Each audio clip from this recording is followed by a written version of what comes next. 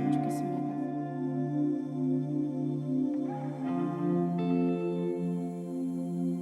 다 같이 찬양합시다. 무덤 문이 열리고 무덤 문이 열리고 마른 뼈 살아나네 주로 인해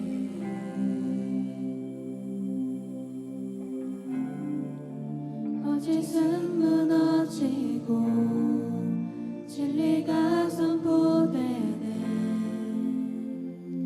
이곳에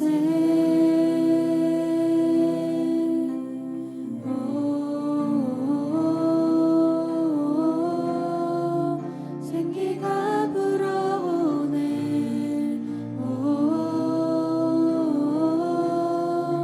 성령이 일하시네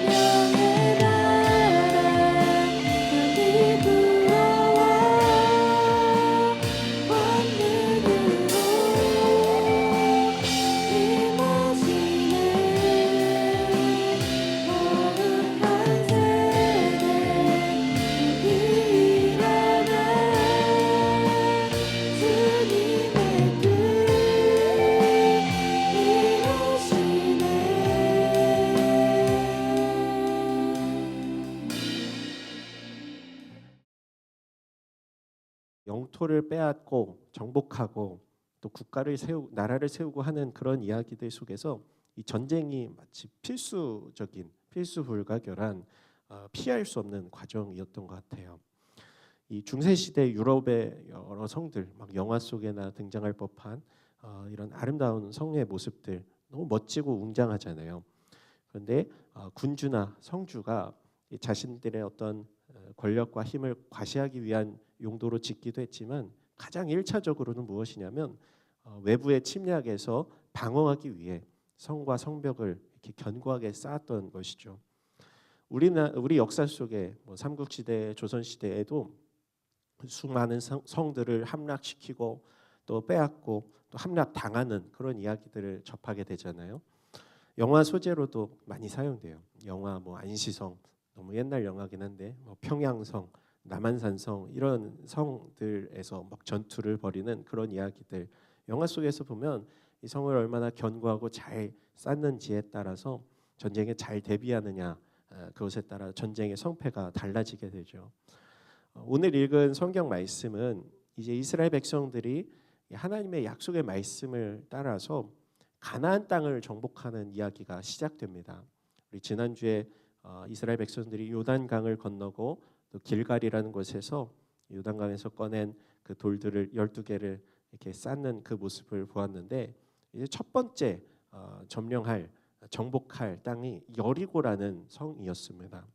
여리고 성은 매우 견고한 성이라고 알려져 있었는데 이 성을 어떻게 무너뜨렸는지 그 이야기가 오늘 성경 여호수아 6장에 기록되어 있어요.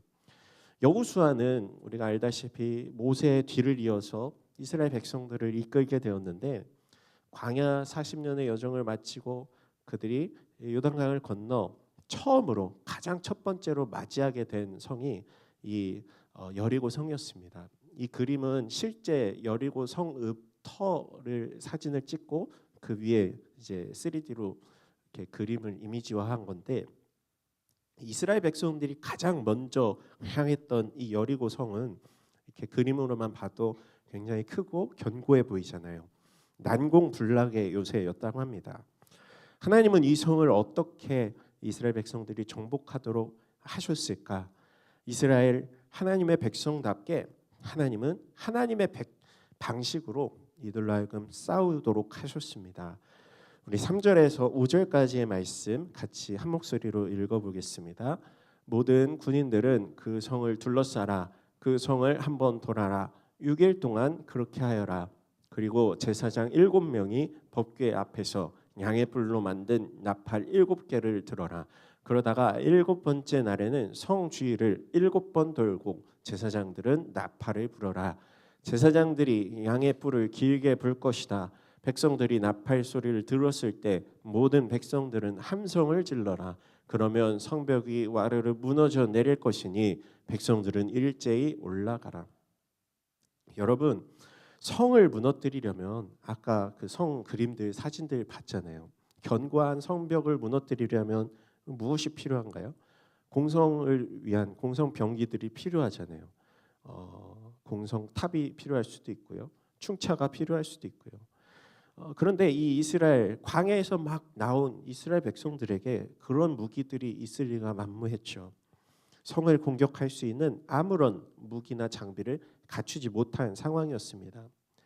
그런데 하나님께서는 기상천외한 방법으로 이 성을 무너뜨릴 것이다라고 이스라엘 백성들에게 말씀하시는 거예요. 하나님께서 이스라엘 백성에게 내린 명령 위에 다음과 같죠. 6일 동안 성을 하루에 한 바퀴씩 돌라는 거예요. 그리고 마지막 7일째는 7바퀴를 돌아라. 성을 7번 돈 후에 제사장들은 나팔을 불고 큰 함성을 질러라, 외쳐라. 그러면 성이 저절로 무너져 내릴 것이다. 여러분이 생각할 때 굉장히 터무니없게 느껴지는 방식으로 이 성을 무너뜨리라고 말씀하시는 거죠. 근데 놀랍게도 이스라엘 백성들이 그 말씀에 순종하였는데 정말 그 7일째에 그 견고한 여리고 성이 무너지는 장면이 성경에 기록되어 있습니다.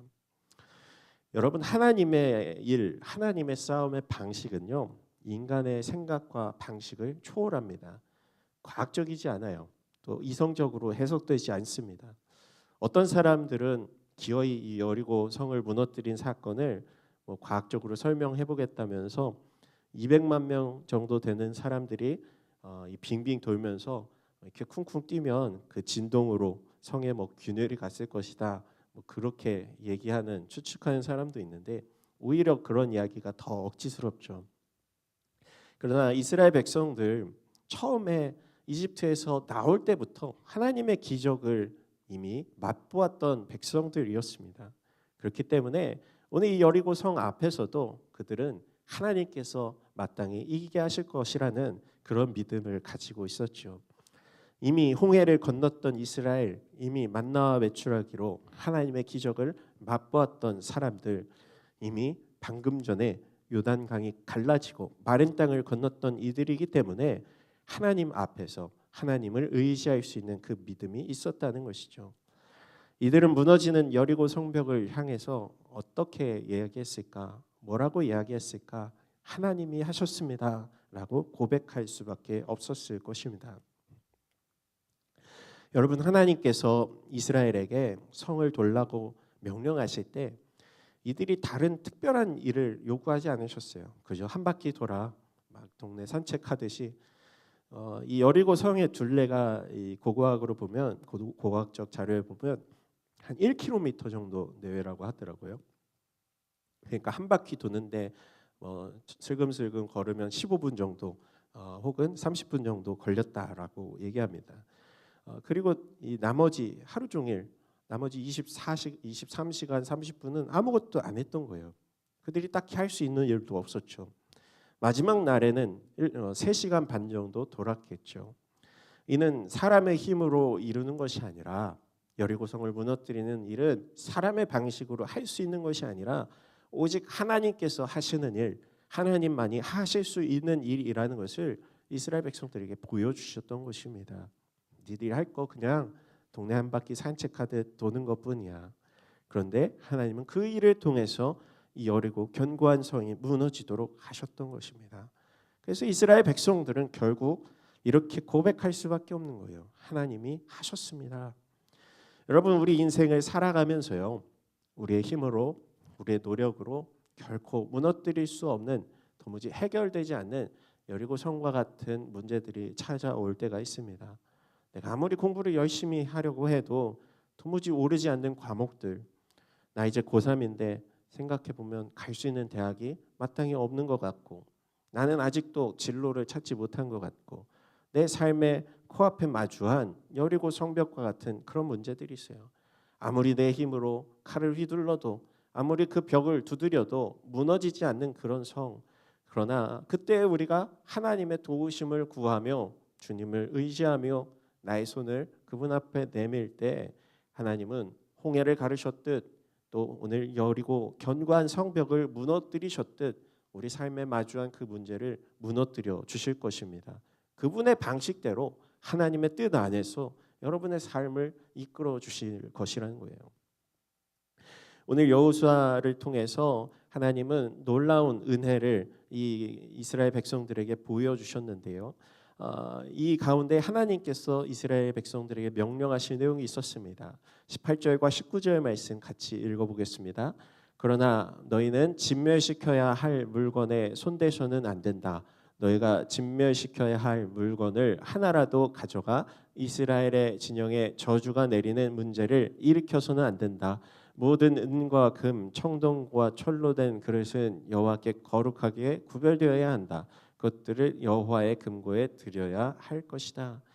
여러분, 하나님은 이 성 안에서 모든 것들을 진멸하라. 그리고 금이나 은 이런 것들을 취하지 말 것을 명령하십니다. 다 하나님 앞에 구별하여 바치도록 하셨어요. 여리고 성에 무너진 성벽 앞에서 여리고 성에 들어간 이스라엘 백성들은 그 하나님의 명령에 100% 순종하는 모습을 보였습니다. 그리고 그 전투에서 결국은 승리하게 되는 것이죠. 우리가 하나님의 일에 동참하게 될 때, 하나님의 싸움에 함께 싸움에 임하게 될 때요, 나의 생각과 나의 욕심이 개입되어서는 안 됩니다. 오늘 하나님께서 이스라엘 백성들에게 명령하신 것처럼 하나님께서 전적으로 일하시는 그 일들 가운데 우리가 하나님 앞에 모든 영광을 돌리고 하나님 앞에 내 욕심과 내 생각 내려놓고 하나님 앞에 100% 순종할 때 하나님의 주시는 참된 승리를 누릴 수 있게 되는 것입니다. 여러분, 우리가 삶을 살아갈 때 우리는 하나님의 말씀대로 그분의 명령대로 100% 순종할 때에만 그분의 기적을 맛볼 수 있게 됩니다. 누가복음에 예수님께서 시몬 베드로 첫 번째 제자를 부르시는 장면 여러분 기억하실 것입니다. 5절 누가복음 5장 5절과 6절 말씀에 보면 시몬이 예수님께서 이 베드로에게 명령하는 거예요. 저 깊은 곳에 그물을 던져봐라. 베드로가 대답하죠. 선생님, 저희가 밤새도록 애썼지만요 아무것도 잡지 못했어요. 그러나 선생님의 뭐대로 한다고 해요? 말씀대로 명령대로 제가 그 그물을 내려보겠습니다. 그리고 그 말씀에 순종하니 어떤 일이 벌어졌나요? 6절 말씀 같이 읽어보겠습니다. 어부들이 그 말씀대로 했더니 그물이 찢어질 정도로 많은 고기들이 잡혔습니다. 내 생각, 내 판단, 내 고정관념, 내 배경 지식으로는 안 되는 것인데 주님의 말씀대로 순종했더니 그물이 찢어질 정도로 많은 고기들이 잡히는 그 광경을 그가 바라보면서 이것은 하나님의 역사구나, 주님의 기적이로구나 그가 깨닫게 된 것입니다. 여러분, 하나님의 말씀 앞에 도무지 내 생각으로 내 판단으로 이성으로 해석되지 않을지라도 하나님의 말씀에 순종해보는 여러분이 되기를 소망합니다. 그때에 하나님의 기적을 여러분이 경험하게 될 거예요. 하나님은 우리와 함께 일하기를 원하시는 분이십니다. 여러분, 이 여리고성 전투를 다시 보면요, 하나님께서 성벽을 와르르 무너뜨리실 때 이스라엘 백성들이 했던 것은 무엇이었어요? 그죠? 산책하듯이 돌았던 것, 나팔을 불 때 큰 함성을 질렀던 것. 그런데 하나님께서 이 성벽을 무너뜨리고 난 후에 이들이 여리고성에 진입해서 모든 것들을 멸하도록 말씀하셨습니다. 근데 한번 생각해 보면요, 굳이 이스라엘 백성들이 동원되어서 이들을 진멸할 필요가 있었을까? 그냥 하나님께서 직접 하셔도 됐던 일 아닐까? 하나님은 마치 이 싸움에서 밥상을 차려주시고요, 이스라엘 백성들이 그 위에 숟가락을 얹게 하신 거예요. 하나님께서 함께 하시는 싸움들, 성경에 기록된 내용들은 대부분 이런 방식이었습니다. 하나님 홀로 다 하실 수 있음에도 불구하고 하나님의 공로, 하나님의 지분은 한 99% 아니 99.9% 정도 되고요, 사람들은 한 0.1%.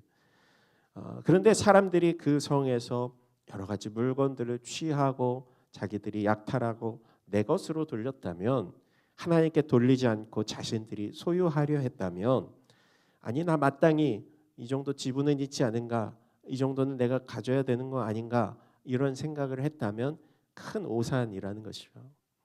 이스라엘의 역대 초대 왕이었던 첫 번째 왕이었던 사울의 이야기를 우리가 다 알고 있습니다. 하나님께서 이 사울 왕을 버리셨던 결정적인 사건이 있었는데요, 사울이 왕이 된 이후에 이 아말렉이라는 이제 민족과 전투를 벌이게 됩니다. 하나님께서 근데 이 싸움에서 분명히 명령하셨거든요. 전리품을 취하지 말고 다 하나님 앞에 돌려라. 오늘 여리고성 전투와 비슷했어요. 다 없애야 한다. 근데 사울 왕은 좋아 보이는, 건강해 보이는 양과 소 같은 것들을 없애지 않고 다 남겨둡니다. 그리고 아말렉의 왕이었던 아각 왕도 처형하지 않고 죽이지 않고 살려둡니다. 그러니까 하나님의 말씀대로 순종하지 않고 자기의 기준으로 판단으로 그 일을 행했던 것이죠. 그러자 사무엘 선지자가 찾아와서 이렇게 얘기해요. 사무엘 15장 22절에 사무엘이 대답했습니다. 여호와께서 여호와의 음성을 순종하는 것보다 번제와 다른 제사들을 기뻐하실 것 같소. 순종이 제사보다 낫고 귀 기울인 것이 순양의 기름보다 낫소. 그러니까 하나님 기준에서는 하나님의 말씀에 순종하는 것이 가장 하나님을 기쁘시게 하는 일이다라는 것을 말씀하고 계신 것입니다. 여러분, 바라기는 여러분이 하나님의 말씀 앞에 순종하는 우리 믿음의 사람들이 되기를 소망합니다. 내 생각대로, 내 기준대로 내 인생을 해석하지 않고 하나님께서 여러분의 삶 가운데 말씀하시는 그 길, 그 진로, 그 방향을 하나님께서 제시하셨다면 우리가 믿음으로 순종해 보는 거예요. 그럴 때 하나님께서 우리의 삶을 주님이 예비하신 그 길로 이끌어 가실 줄 믿습니다. 오늘 이 여리고성 사건에서 우리가 주목할 만한 부분이 한 가지 더 있었는데요. 하나님께서는 이 여리고성을 심판하는 그 과정 가운데서도 큰 은혜를 베푸셨던 모습이었습니다. 우리 23절에서 25절 말씀 같이 읽어보겠습니다. 정탐꾼이었던 두 젊은이가 들어가서 라합과 라합의 아버지, 어머니, 형제 그리고 그녀에게 속한 모든 것과 라합의 모든 친족을 밖으로 데리고 나와 그들을 이스라엘 진영 밖 한쪽에 있게 했습니다. 그러고 나서 그들은 그 성과 성 안에 있는 모든 것을 불태웠습니다. 그러나 은과 금, 청동과 철로 된 그릇들은 여호와의 집 금고에 넣었습니다. 여호수아는 창녀 라합과 그녀의 아버지의 일가족과 그녀에게 속한 모든 것을 살려주었습니다. 여호수아가 여리고를 몰래 살피러 보냈던 정탐꾼들을 그녀가 숨겨주었기 때문에 라합이 오늘날까지 이스라엘 자손 가운데 살게 된 것입니다. 여러분, 가나안 이 정복 전쟁, 특별히 오늘 여리고 성을 정복하기 전에 먼저 여호수아가 2명의 정탐꾼을 이 성에 보냈던 사건이 있습니다. 그때 라합이라고 하는 기생, 성경에 이제 창녀라고 표현하고 있는데 몸을 팔던 여인이었던 거죠. 근데 이 여인이 이 두 정탐꾼을 숨겨주면서 이스라엘을 도왔던 일화가 소개됩니다. 이 사건으로 말미암아 여리고성이 무너질 때, 함락될 때에 하나님의 약속대로, 이 여호수아의 약속대로 이 가정이 살게 되는 그 은혜를 베풀어 주신 것이죠. 하나님께서 이스라엘 백성들을 통해서 여리고성을 정복하게 하신 사건은 이들에게는 약속이지만요, 이 가나안 민족들, 가나안 땅에 원래 살고 있었던 이 사람들에게 있어서는 하나님의 진노의 심판이었거든요. 이들이 그 지난 날 동안 지었던 많은 죄악들로 인해서 하나님께서 오래 참으시고 이들을 심판하신 사건. 창세기에 보면 아브라함의 때부터 이미 이들의 죄악이 시작되었던 것을 알 수 있어요. 창세기 15장 16절에 보면 내 자손은 4대 만에 여기로 돌아올 것이다. 이는 아모리 족속의 죄악이 아직 가득 차지 않았기 때문이다. 이 아모리 족속이 이 가나안 땅에 거주하고 있었던 7족속 중에 한 족속이었는데 이들의 죄악이 다 찰 때까지 하나님이 기다려 주셨다는 거예요. 그리고 오늘 이 정복 전쟁을 통해서 그 죄악이 심판당하고 있는 모습이었습니다.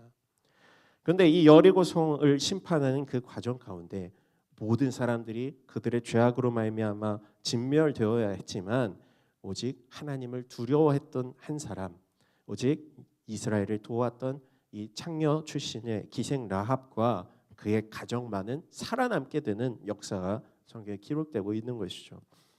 여러분, 하나님은 심판 중에도 은혜를 베푸시는 분이십니다. 그분 앞에 돌이키고 회개하는 사람 누구에게나 구원의 은혜가 주어진다는 거예요. 그의 신분, 그의 과거, 그의 상황 상관없이 하나님을 향한 믿음, 그분을 두려워하는 경외함만 있다면 누구든 믿음으로 구원받을 기회를 주신다는 것입니다.